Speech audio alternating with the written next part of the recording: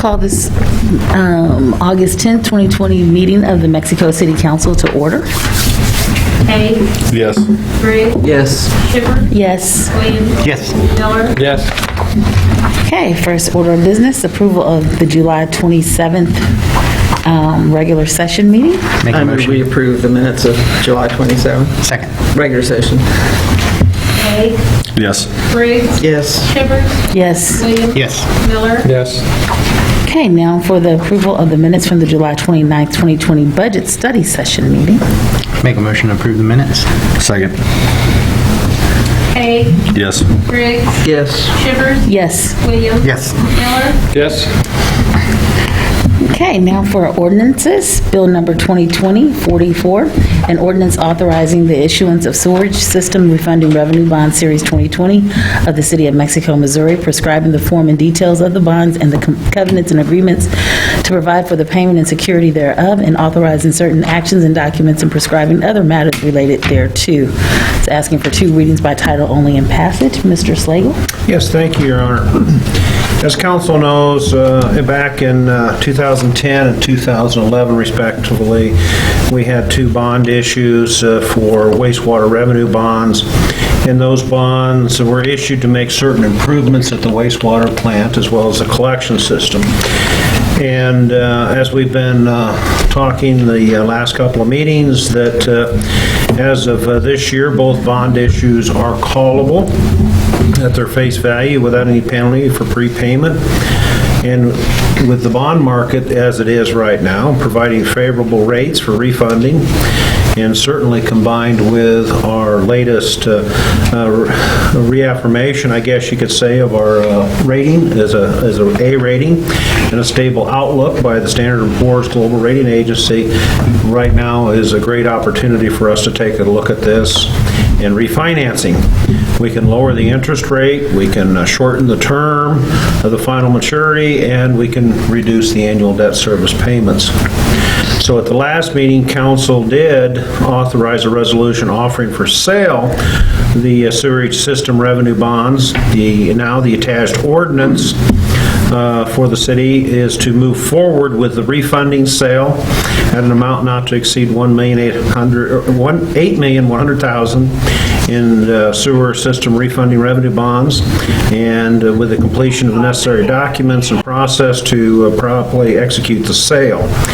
This evening, Todd Yaffe is with us with Piper Sandler. He is the managing director. He's our financial advisor for the city. And Todd, I'll give you any opportunity you may want to make or comments about the issue before we proceed with approval.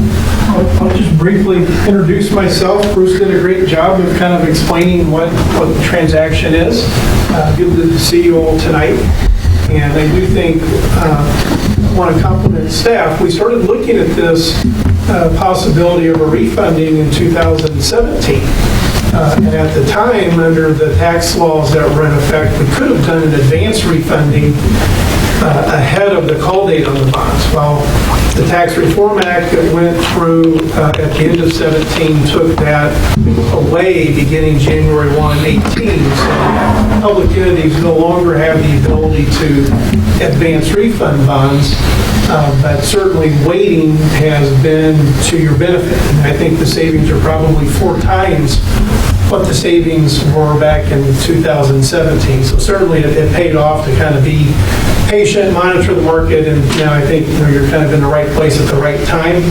We've got the bond sale scheduled for Thursday morning this week at 10 a.m. We'll utilize a competitive sale process where the bids will come in electronically, and we'll award those that provide the lowest interest rate. So, good to see you all. Okay, council, we provided in your packet the ordinance and a lot of the attachments, but there's also a number of other attachments, which is the tax disclosure compliance procedure, the continuing disclosure agreement, the federal tax certificate, and the official statement for the offering. And I have copies of those. I have full set here if you'd like to see them, or if you would bear with me, I'd be glad to read these to you real quickly, you know. but they're here if you want to see them. So at this time, staff recommends council proceed with 2 readings by title only and passage of the attached ordinance authorizing the issuance of the sewerage system refunding revenue bond, Series 2020. And this will be prescribing the form and details of the bonds and the covenants agreements to provide payment for security thereof, authorizing the transaction, the documents prescribing other matters related to the sale, and the ordinance has been posted its required length of time. Make a motion to read bill number ordinance number 2020-4040 by title Second. only. Briggs, Yes. Shivers, Yes. Williams, Yes. Hay, Yes. Miller, Yes. Bill number 2020-44, an ordinance authorizing the issuance of sewage system refunding revenue bonds, Series 2020 of the City of Mexico, Missouri, prescribing the form and details of the bonds and the covenants and agreements to provide for the payment and security thereof, and authorizing certain actions and documents and prescribing other matters relating thereto. Move for second reading of bill number 2020-44. Second. Briggs, Yes. Shivers, Yes. Williams, Yes. Hay, Yes. Miller, Yes. Bill number 2020-44, an ordinance authorizing the issuance of sewage system refunding revenue bonds, Series 2020 of the City of Mexico, Missouri, prescribing the form and details of the bonds and the covenants and agreements to provide for the payment and security thereof, and authorizing certain actions and documents and prescribing other matters relating thereto. I move for passage of bill number 2020-44. Second. Briggs, Yes. Shivers, Yes. Williams, Yes. Hay, Yes. Miller, Yes. Okay. Next is a resolution, reading by title only and passage, Bill number 2020-45, a resolution authorizing the city manager to sign a memorandum of agreement with the National Parks and Recreation Association and the Walt Disney Company for Meet Me at the Park Play Spaces grant. Mr. Slagle. Yes, Your Honor, it is with pleasure this evening that we do announce that the city has been awarded a grant in the amount of $40,000, and this is for the construction of the Garfield Park Youth Basketball Courts that we've been talking about. As you know, this grant is a little less than we hoped for, but we still think we can do the project and do it well. To cover the details of our agreement that we need to sign and the resolution, we'll turn to Chad Shoemaker. Thank you, Bruce. Good evening, council. Good evening. As has been said, shortly after we met with stakeholders from the community area of Garfield for the first time, it was brought to our attention that there was a lot of desire for the youth basketball court, which is in woeful condition, to be improved or replaced. So this grant was a by invitation grant through the National Recreation Park Association. We were very happy to get the $40,000 without match. The project includes construction of a 45 by 80 youth basketball court and an additional 220 feet of ADA sidewalk to make it accessible. The only kind of hook right now is 2 things. The project needs to be completed by March 26th, 2021. They were a little slow about getting this back out with COVID and everything going on, so it will require us to do fall construction this year in the new budget. And the MOU pretty explicitly calls out that we're not making any announcements on this, that the company and the NRPA will handle all press announcements and everything, so we just need to try to pay attention to that. And Matt, in our other media that listen on the tape, we'll certainly get you all those as soon as they come in from the National Recreation Park Association. That said, staff recommends the council proceed with reading title only and pass attached resolution authorizing the city manager to execute a memorandum of understanding with the National Recreation Park Association. Questions? How did this all happen so fast? It seems like I didn't know much about it till like the last Yeah, there is a 45 series- days. Correct. There are a series of corporate grants that go out all over the country through the National Recreation Park Association Grants Management Office. when we were invited to apply for the Missouri American Water grant for the pool, we got into that restraint. They liked our grant submission, they liked what we put in, even though we ultimately didn't get selected for that. So it seems like now we're in that stream of funding for these short-term grants that come down from the companies, and they are all going to be quick turnarounds. But the flip side is they're pretty much all cash. There's no match on these. It's not like the federal grant where you got 80-20 most of the time is your best opportunity.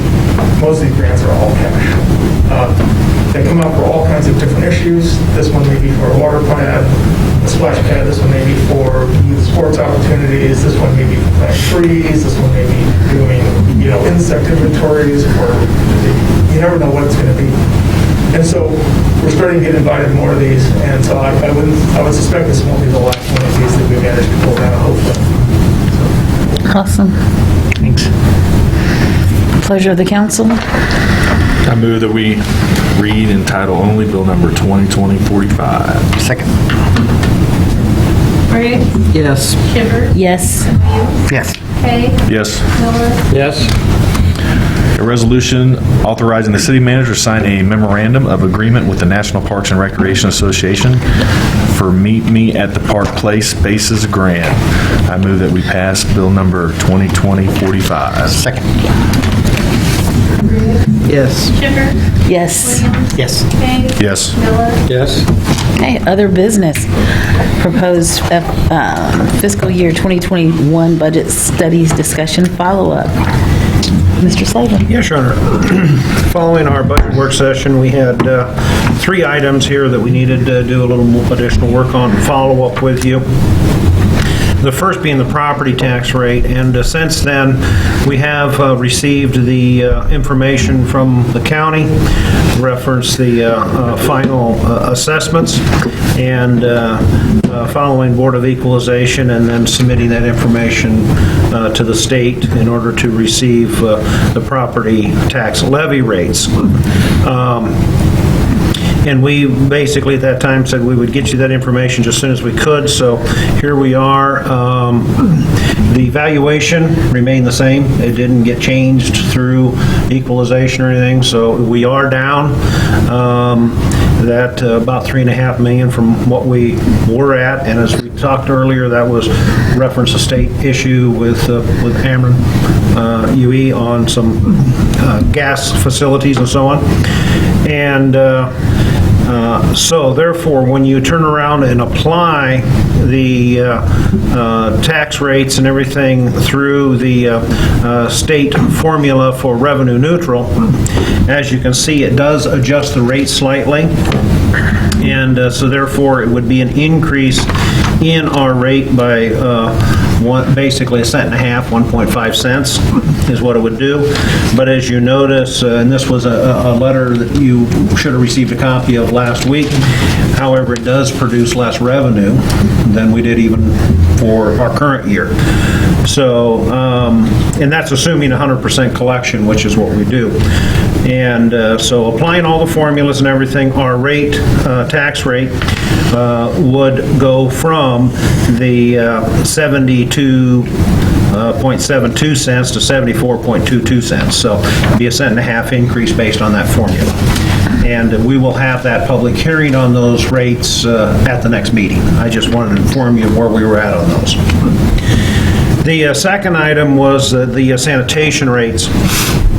And that was incorporating the $12,000 for the handy shop contribution, and then looking at that Danes rate to try to get half of that as far as 32 cents and the 64 cents based on that landfill charge increase. So if we include both of those, we are looking at a 2.81% rate increase, which would be in April of 2021. 2.81. 2.81, and that is fairly in line with what we've done. Looking at history a little bit, I think we had a question on that. Last year was 1.73, so we've always tried to stay under 3% as we looked at those rates, just in the last 5 years historically. The final thing was then that you had asked to take a look at was anything reference adjustment on any employee salary situation, because we came initially at a zero, no increases. Having applied now the information from the tax rates, even though that because of the state formula, it gets us a little flexibility over what we did by just applying the past rate. Sales tax, going back and trying to look at other things that we could do. We feel comfortable now basically saying we could do a cost of living adjustment of 1% and still make it work in the budget. So we would consider moving forward with that at this time then, assuming council support. The other thing we were asked to take a look at is there was any other non-monetary type thing to look at. And the other thought that came out of that discussion was, and even the point was being made, that there really isn't much work being accomplished on the afternoon of Christmas Eve anyway. So the other thought would be as if we wanted to increase any holiday allotment whatsoever. The average for cities that we compare to is 12 days. We're at 10 days, so we are behind a little bit on that. But this thought might be is do that half a day on Christmas Eve, leave at noon on that day, is another thought as far as non-monetary type. And there's always a cost, but it isn't directly related to salaries, but when it comes that way. So those were the other two thoughts that we would present at this time based on your direction that you wanted us to go back and take a look at. I assume the people that have to work on Christmas Eve, like public safety and fire, would somehow get that would be adjusted. That's all figured into the how they get those days. They're just different in how they're done, and those that work there will be some overtime involved in some of that, yeah. So you're against them having that half day off too? Do I? You're against them having that half day off too? Oh, yeah. Okay, all right. No. There are no laws broken on Christmas Eve. I don't know what you're talking about. No way. So those were the things that you'd asked us to go back and look at, so I did want to come back to you and report where we were at with those, and if you had any other follow-up or direction you wanted us to look at prior to preparing the final document that would be forthcoming.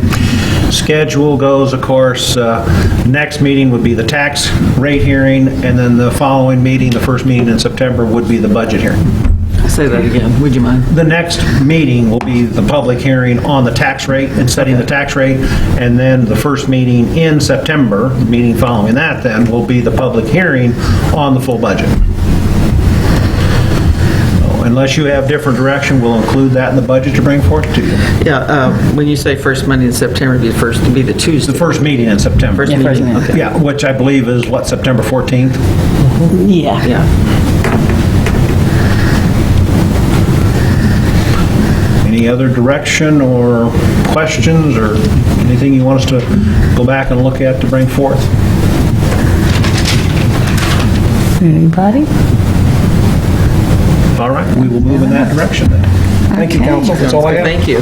Okay, so now it's for the claims. Make a motion to pay bills?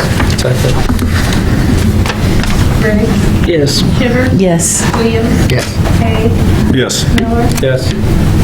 Okay, council comments. Mr. Hague. I always go first on that. Yes. Yes. I got to, I now enjoy getting my wife in the car and we start driving and she goes, "Where are we going?" I drive around because I want to pay attention. But driving through some of the parks of like Lakeview, just the amount of people that are using it, because I just wanted to see, because you said the sidewalk is going to go against the lake. Is that where we're going to put that? Against that lake? Yeah, I was kind of looking that over, but kind of like that. I had a fun time at the Municipal League conference. There are some really gung-ho people about city government to hear from, and just some exciting things. Heard a really good talk by the Springfield mayor. He has a lot of power. I don't know if Dr. Shivers needs to look into that a little bit, but he essentially which was interesting. He essentially himself made a state of emergency in Springfield and shut everything down for COVID. And that brought about a 7-hour meeting with public comments. So I don't know if we want to try that sometime, to have a 7-hour meeting with public comments. Just thinking about last week, just, truly upset about the happenings at Garfield Park. Taught one of the kids, the kid that was shot was, he was on the football team a year ago, and, had some dealings with them, and really kind of, about a month ago, we went and had the meeting at Garfield Park, and we're talking. I thought it was a very productive meeting, and I never really thought about it. And a gentleman spoke up, and we were talking about putting the entrance in there to, get on the main road so that people could park. And the gentleman says, he says, we know they all have weapons. They're just going to pull into the parking lot and shoot people, and then they're going to drive away on a main highway. And I was kind of taken back, because I was like, that kind of went south pretty quick, because living in that vicinity, I thought, there's been some scuffles and stuff like that and disagreements, but you just never think about that. And then in less than a month, something like that happens. And just the tragic of having such young people involved in an incident like that, and then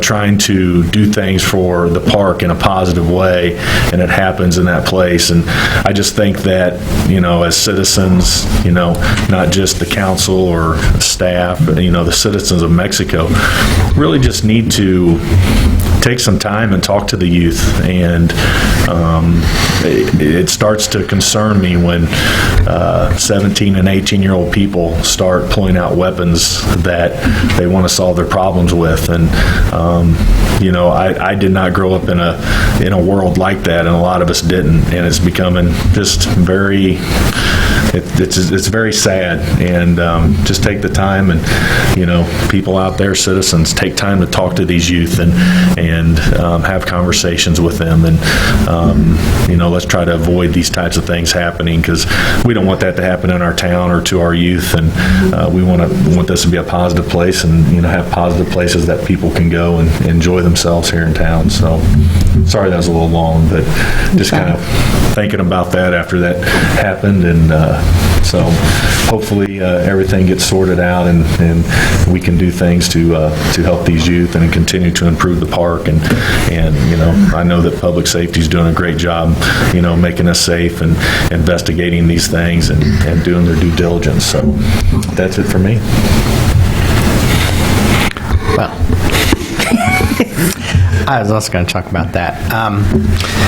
So both the boys that were involved that we know so far, and there were more boys involved, I've heard. So, but the one that died and the one that is in custody now, both have worked for me. I know them personally. I know both of their mothers have worked for me, both personally. It was a tragic situation.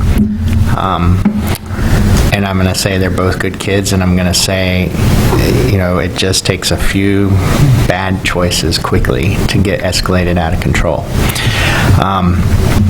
And to kind of what Coach Revere was saying was, one of the things that I think, and I don't know, maybe Dr. Shivers can help me with this, is I feel like some of these boys need some mentors.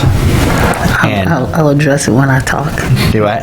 I'll address it when I have a couple to say about that. And at work, and it was amazing, because when this happened at work, I was like, they were calling me, like, find this kid, find that kid, find this kid. Parents were calling me, find him, can you find him? And if I can help in any way, shape, or form, because I hate to see this kind of thing. And I don't know what's going on in our community, because, up until a year and a half ago or 2 years ago, the only murder I ever knew in this community was Gus. And I don't know how many of you remember Gus, but that was 15, 20 years ago probably. And in the course of a year and a half, 2 years, we've had 3 murders in our community. A 4th that happened basically in Mexico, but it was actually just outside because it was by the bridge. And kind of what he said, these kids tell me there's weapons down there all the time. They carry them in their fanny packs. They were telling me that. They've been talking to me all week about everything that's been going on since this happened. So I don't know what we can do. I know that maybe we don't have the manpower, but if regular citizens are telling me this is happening, what can we do to get in there and try and alleviate the situation? I mean, especially when we talk about 3 murders over 2 years. We've had 2 murders in like 45 days. It's kind of scary for a lot of people in our community. And so I don't know the specifics, but if there's anything I can do as far as mentoring or anything, because I've talked to some of those people and they said that would be something I'd be willing to help, because I just want our community to be better. So Don't pass. They've said that. All I'll say is we got a lot of rain. Yeah, so Sunday, a group met, we call it the Rebuilding the Village Committee. And one of the things that we were addressing is like you said, what can we do? What can we do better? Some of the things that we talked about was, yes, some of the things we would love to be able to reach the parents a little more as well. They need support. It's being the mentors and seeing that there's a group of concerned citizens that are also willing to do it, because we also know, hearing from we had young people that showed up and they were talking about, and the research shows it, especially in the Black community, having one Black teacher or having one Black mentor, a positive role model, does a lot in the lives of somebody when they look like you, even though mentorship can be anybody. So I don't want you to get that wrong, but that's what they were saying. Sometimes just having someone that they can relate to and they see them in a positive light. And so trying to get that going as well. Last year, we started the empowerment program at the high school and the middle school with some of the young men that had been identified by the school. And I know, talking to Dr. Lapardis, I believe briefly, she was interested in seeing that grow and expand. Big Brothers Big Sisters is also still here in the community. As a matter of fact, they have an MOU now with Thailand. And so hopefully when COVID comes back, they'll be able to have more of a presence and trying to get more mentors to go through there. And of course, we have Bright Futures. Another thing that we were saying, because I was getting emails from people and texts from people throughout the community who wants to help and be allies and help us with the situation. And one of the things that we said would be good, it's great to want to have a conversation, but an hour conversation does not give you the understanding of an entire culture. And so we're saying that we're willing to offer for free like an 8-week cultural diversity training for anyone who wants to come out and hear a little bit more, not just about Black culture, but how do you deal with people who are different from you, and how do you learn to respect as well as, work together on different issues. So that's one of the things that came out of that meeting. We'll be meeting again in a couple of weeks to continue, because like we said, we can't just talk and we can't just do vigils and we just can't do parades and marches. Now it's time for action. I will say, Chris, that I do remember growing up, there were, right after I left college, there were a couple of murders. There was a young lady that was killed right off, I believe it was Union Street, stabbed to death. There were some others. So I do remember a time when we saw some activities like that in the early 90s. And it's somehow or another we were able to come back from it. I believe that it'll take all of us coming together. And like you said, reaching out and speaking to those young people and showing them that they care and that there's another way. We've made it really easy in Missouri now. I mean, let's be honest, to get a gun. And it's not that there's anything against guns, but when any 18-year-old can go purchase a handgun, or if there's somebody who's willing to give one to a slightly younger person, it makes it a little easier for them to carry it, like you said, in their fanny packs and stuff. And so we just have to be vigilant and hope that we can help them have the not just the knowledge that they can get from their phone, but also the wisdom to be able to process the information and the things that they're having. And so there's a lot of stuff. I mean, they're playing Fortnite where you can shoot somebody and then a second later they're alive. Yeah, or you're And so friends with them. Right, and so that becomes their reality, and we have to, address that. Those are the things that we as a society has made a norm. And so we as a society have to sort of work in figuring out what can we do to make those images not the ones that they think is their reality. And I've said I've talked too much. No. It's always a pleasure to listen to you, Yana. Anything that your group, whoever you're working with, I don't know enough about the situation to say too much, but anything that you think the city council might... Well, like I said, I think when we're having some of those conversations, when we plan the activities that we have for the community, when we offer that cultural diversity training, having somebody say, hey, we want to go and sit through it. It'll be a modified version of something that I normally teach when I teach cultural diversity to some of my grad students. So it'll be interactive. And it's just coming out and having the conversations. There will be plenty of opportunities because we realize we can't do it alone. But we also realize we had to start within our community so we can branch out and have the same message. Mr. Slagle. Okay, I've got a couple of things, but not near as that. This is fixing sewers, so. That's the easy one. Council, I think we did report to you that we had an emergency repair necessary up in North Olive, and that was about 260 foot of pipe. There was 5 collapses within that area and some roots, and that was causing some backups and some issues. So last week we did proceed with emergency purchase order to get that going and get that fixed. You got to deal with that, and so that's moving forth. The other thing that we're right in the middle of right now and don't know all the answers to as well is there was a storm sewer collapse over on North Clark, kind of across from the library between Jackson and Monroe. And there's about 300 foot of storm water pipe there that needs to be replaced. We don't have all the details on that at this time. We've looked, we have an engineering estimate in the neighborhood of about $52,000 from Kenzie working on it, looking at how we might be able to use some city crews, maybe to remove the current surface and put some of that back and try to help alleviate some of that cost. On the Olive repair, we had that money in the current budget to make that happen. This one, because of this repair is at that cost, what we would propose doing is that we had in this budget that we were going to move forward with was the Fairgrounds pipe replacement project, which was pretty much running to Lakeview over there as far as that goes. We can postpone that because we don't have all the research done on that anyway, and that was a $55,000 project. We'll move that till next year and to take that money this year to get this repair that needs to be done now done. And so we'll get it to balance out. We're just going to have to shift a couple of projects around to make that happen. So that's kind of the direction that we're going, and as soon as we have more information, I'll send you out an email regarding that, but we're going to have to move forward with that one as well. And I'm almost a little scared to think about what may have happened this afternoon down there with this, but if you have any more direct questions about what's kind of going on with them, Kenzie can try to answer them, but that gives you kind of a quick overview of what we're needing to move forward with on short notice. How big would that storm sewer pipe be? It's 24 inch. Round. it's a diameter, right? That's, yes. Tell me the diameter of it. Well, what it's supposed to be, the one there now isn't.